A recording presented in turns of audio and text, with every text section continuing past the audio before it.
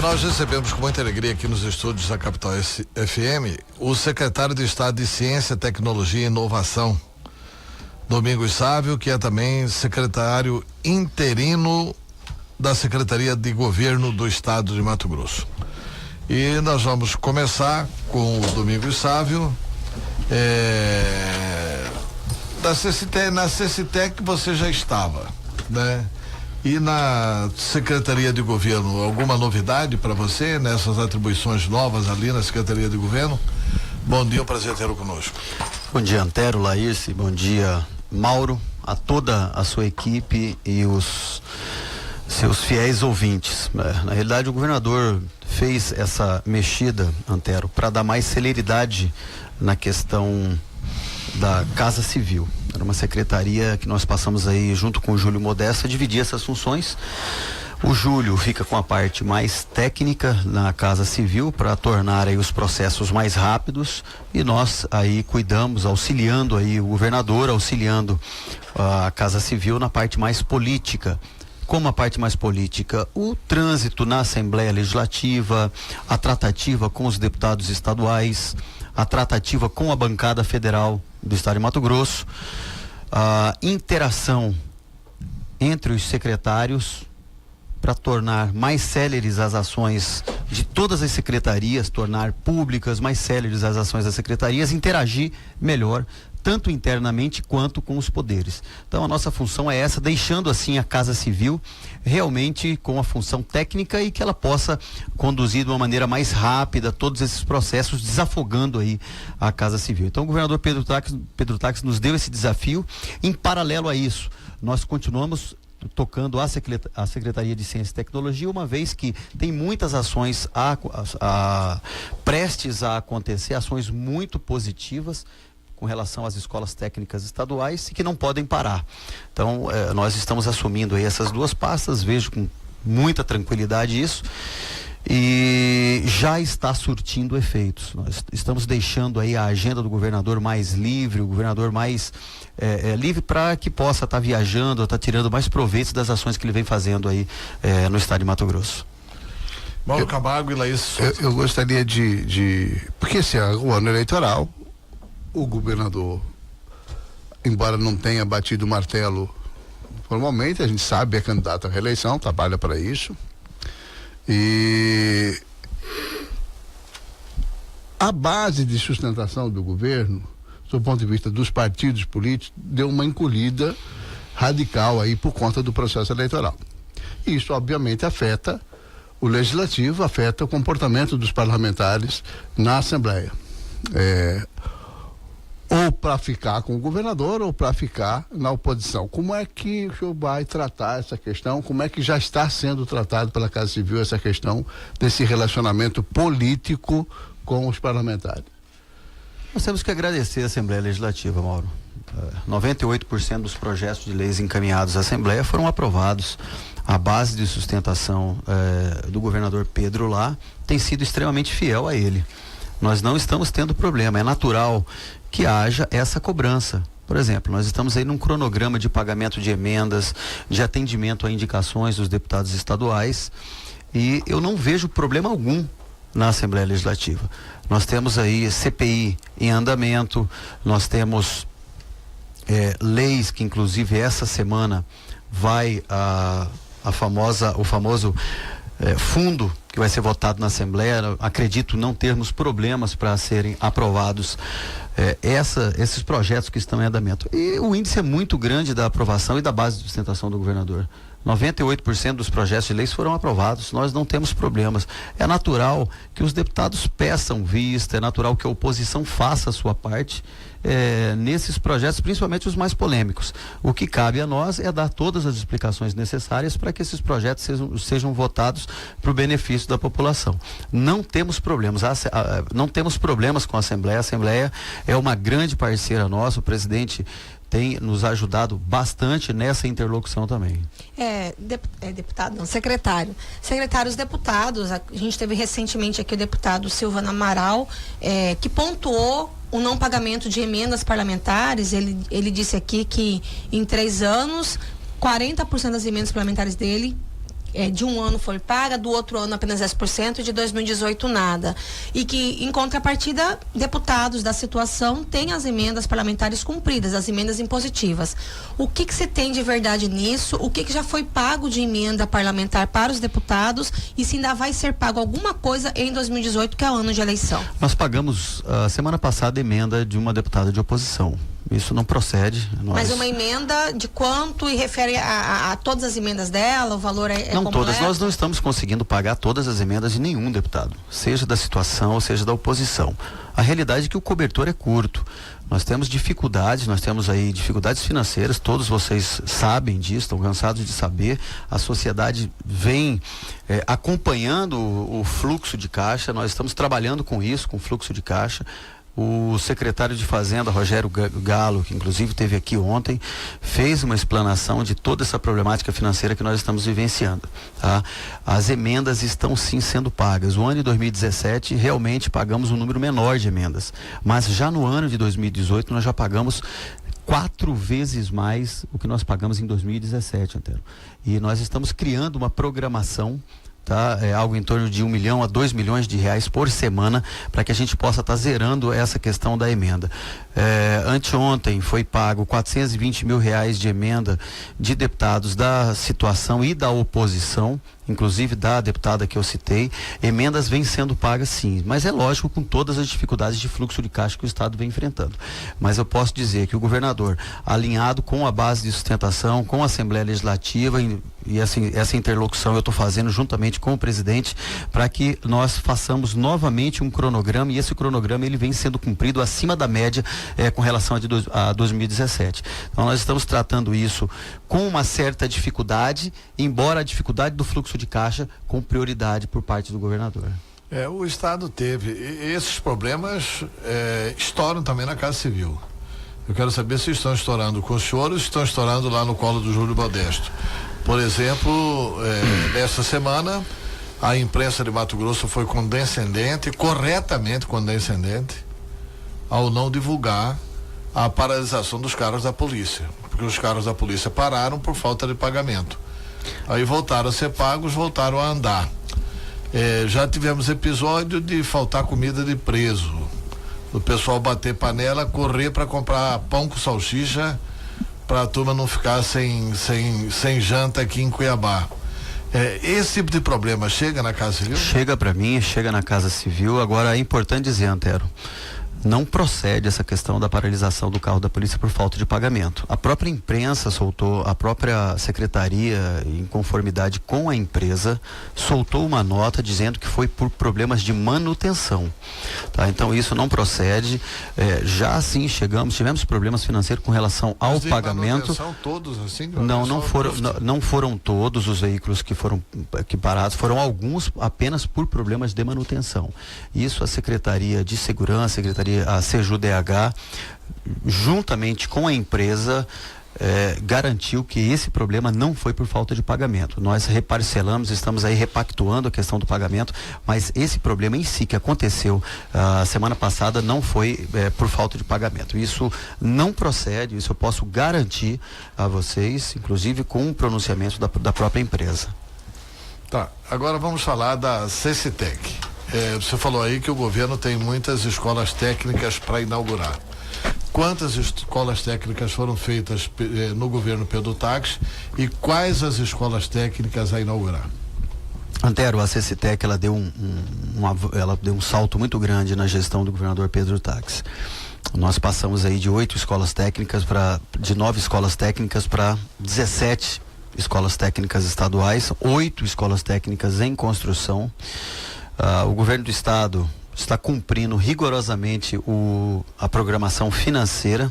Estamos agora aguardando um repasse de 15 milhões e 800 mil reais do FNDE, o Fundo Nacional de Desenvolvimento da Educação, que já era para ter sido repassado até o mês de dezembro, mas infelizmente esse recurso ainda não chegou ao governo do estado.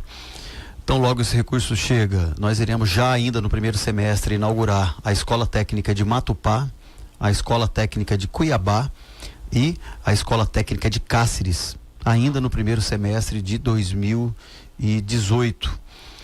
Nós temos aí Juara, Primavera, Campo Verde, Sorriso, também em construção. Provavelmente no final do ano ou no começo de 2019 nós iremos inaugurar as 8 escolas técnicas. E quais cursos vocês estão pensando em colocar nessas escolas? Cada região tem uma particularidade, tem uma demanda diferente de cursos. Tá?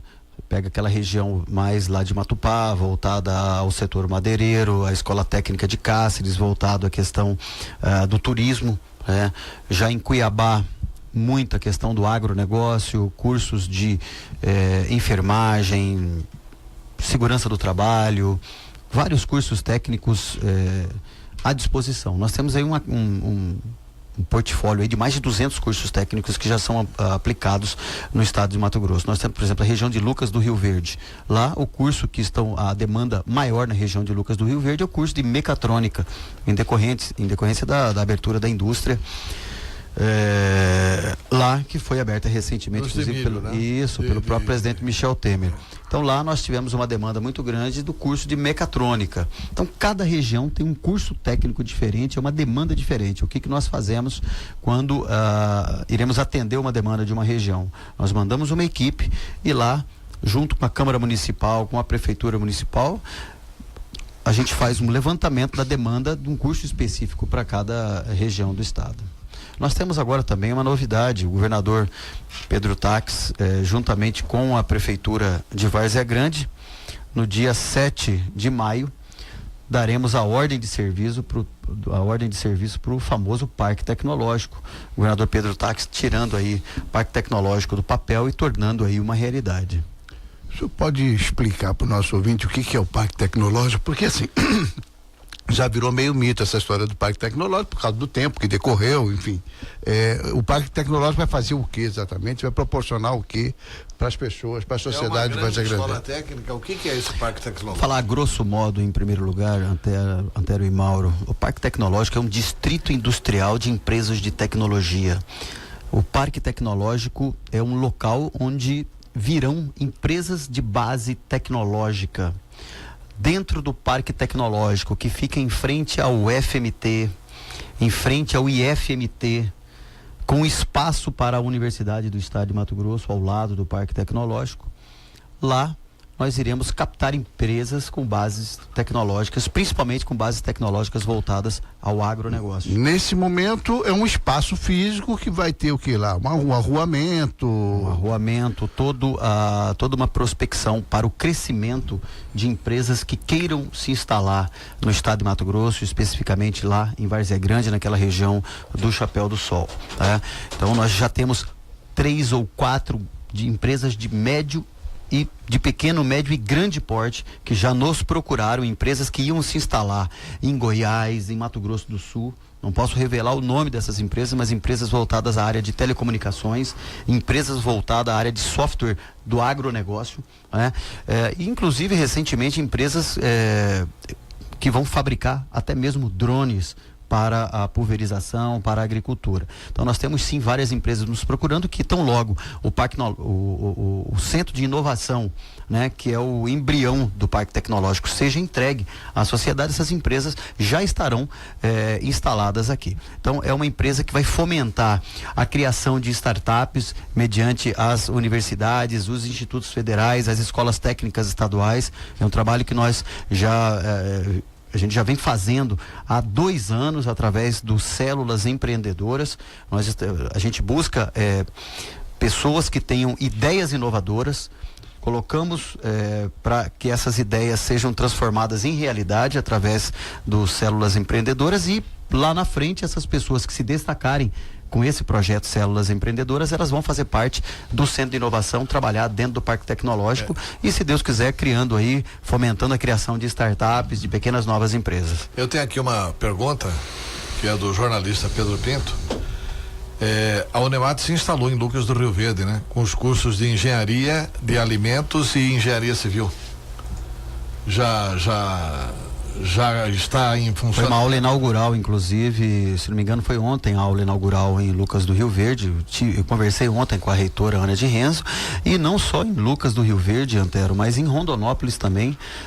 O governador Pedro Táxi. Isso significa que o curso está instalado em Lucas do Rio Verde. O curso fora de sede está instalado em Lucas do Rio Verde, assim como não só em Lucas do Rio Verde, mas em Rondonópolis também, com 2 cursos. O governador Pedro Táxi realizou um sonho da cidade de Rondonópolis, dos rondonopolitanos, que é levar 3 cursos da Unemat fora de sede, inclusive são ministrados dentro da Escola Técnica Estadual. E também o governador Pedro determinou que tão logo fosse inaugurada a Escola Técnica de Cuiabá, nós iremos trazer 3 cursos fora de sede para a Escola Técnica Estadual de Cuiabá. Nós iremos também, na gestão do governador Pedro, trazer a Unemat para Cuiabá, não a sede da Unemat. É importante que se fique claro, porque quando se fala trazer a Unemat para Cuiabá, existe muito ciúmes, né? Os cacerenses tremem. Então eu quero deixar claro: cursos fora de sede, uma vez que ao lado do Parque Tecnológico, Antero, nós teremos um espaço de 8 hectares para a construção da Unemat lá. Secretário, com relação ao concurso da CCTEC, como está a situação do concurso? Quando vão sair os resultados aprovados? Já existe essa previsão? Um dado importante, Laís, sobre o concurso da CCTEC. O governador Pedro cumpriu um termo de ajustamento de conduta com o Ministério Público Estadual.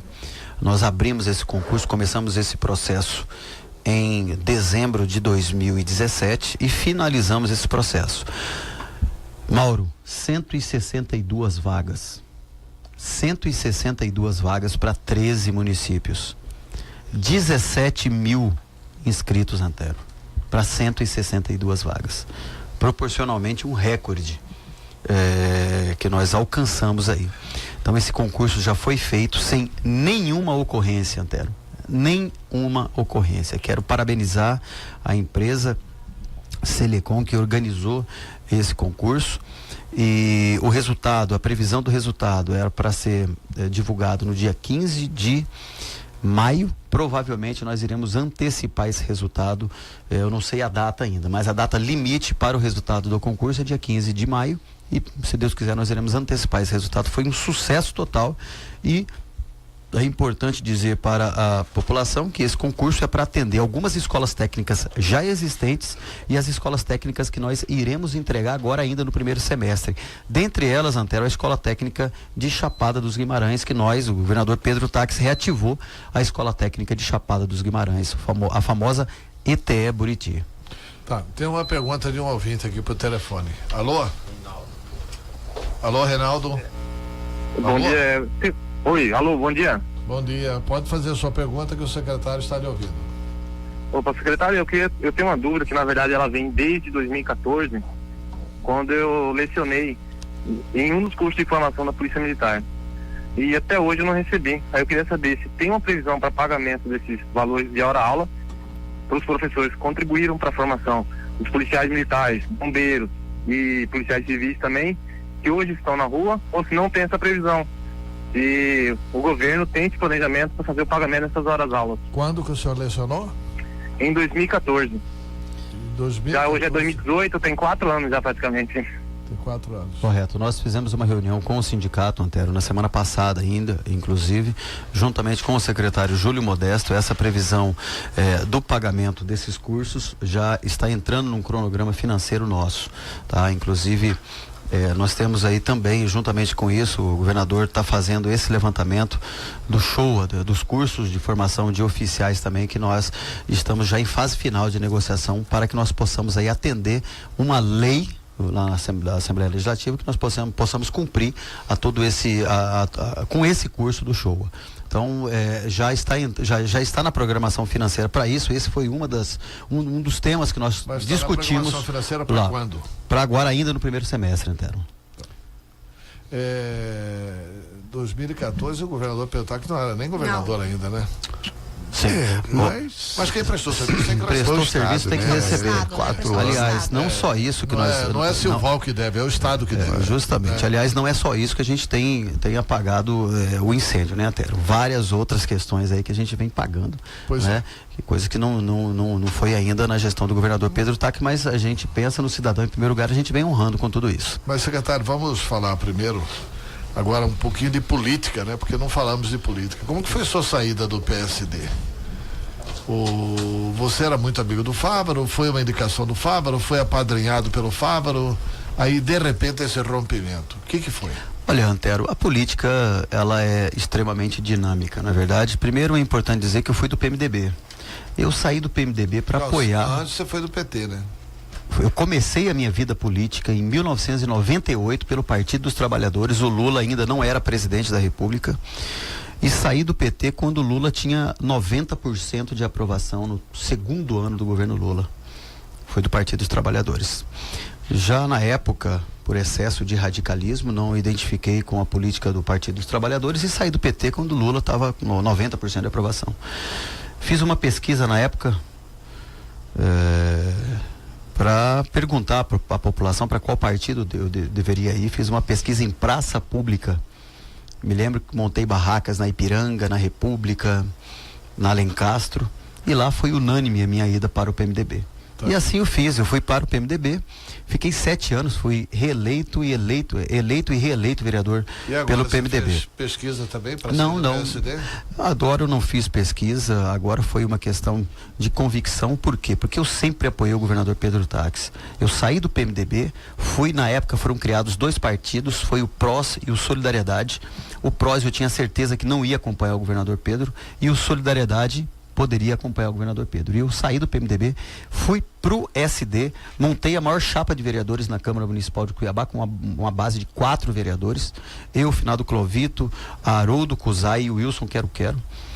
E com isso, na reta final, eu fui para apoiar o Pedro. Na reta final, o Solidariedade não apoiou o Pedro, mas mesmo assim eu mantive a coerência e mantive o apoio de continuar, segurei metade do partido para apoiar o Pedro. Apoiei o Pedro, fui coordenador da campanha do governador Pedro Táxi, coordenei os vereadores dos 5 maiores municípios, Cuiabá, Rondonópolis, Cáceres, Várzea Grande, etc. E sou convicto de que fiz a coisa correta. Mantive, ainda então eu era vereador, assumi a Secretaria Municipal de Trabalho e Desenvolvimento Econômico, finalizou meu mandato, eu não quis sair à reeleição. O governador Pedro, juntamente com o PSD, fui indicado pelo PSD, o governador Pedro prontamente acatou a indicação para que eu continuasse, desse sequência aí na vida política, assumir a Secretaria de Ciência e Tecnologia.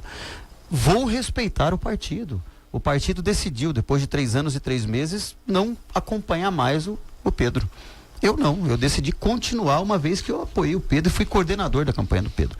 Então eu vejo isso com muita tranquilidade, uma vez que eu não sou candidato, eu não tenho necessidade de entregar o governo, deixar o governo, principalmente no momento de muitas entregas, como eu citei agora, 8 escolas técnicas estaduais, o concurso público da CCTEC, o Parque Tecnológico, o MT Enem, o MT Ciências, que nós entregamos agora, a Carreta da Ciência e Tecnologia, várias ações a serem entregues. Então eu pensei em primeiro, Antero, em entregar os resultados que eu plantei. Como eu não sou candidato, não haveria necessidade de eu deixar o cargo. Coloquei o cargo à disposição do governador. O governador falou: você quer sair? Eu disse não. Eu venho aqui em respeito à decisão partidária, coloco o meu cargo à disposição do senhor, obviamente, até porque o cargo não é meu, o cargo do senhor, né? E ele pediu: Domingos, você quer sair? Eu falei: não, eu quero fazer entregas, aquelas entregas que nós começamos há 1 ano e 2 meses, e eu quero entregá-las à população. O governador falou: então você fica, tá? E aí, quando eu dei a notícia de que eu iria ficar, eu recebi essa notícia, que fui convidado a me retirar do partido. Então, com muita tranquilidade, na mesma hora, aceitei o convite, entreguei a carta de desfiliação do partido e volto a dizer, Antero, vejo com muita tranquilidade, eu vou respeitar a decisão. Com o Fávaro hoje, como é que não tem nada a ver uma relação política com amizade. Respeito muito o Fávaro, sou muito grato ao PSD pela acolhida, tá? Mas eu vou pensar no estado de Mato Grosso, vou pensar nas entregas, nos resultados, porque no meu ponto de vista, Antero, não seria correto. Isso é um ponto de vista que eu tenho sobre a minha pessoa. Não seria correto, no momento de fazer as entregas, de beneficiar a população, eu simplesmente deixar isso passar. Nós estamos aí batalhando para que o governo federal repasse 15 milhões e 800. Eu estou muito afinado no Ministério da Educação para que esse recurso chegue. E no momento de saída da secretaria, prejudicaria muito essas ações que estão para serem entregues. Então, assim, eu não vejo problema algum, respeito a decisão do presidente Carlos Fávaro, é meu amigo, independente da questão política, mas a política é isso. Não é verdade? A política é como nuvem, ela muda bastante.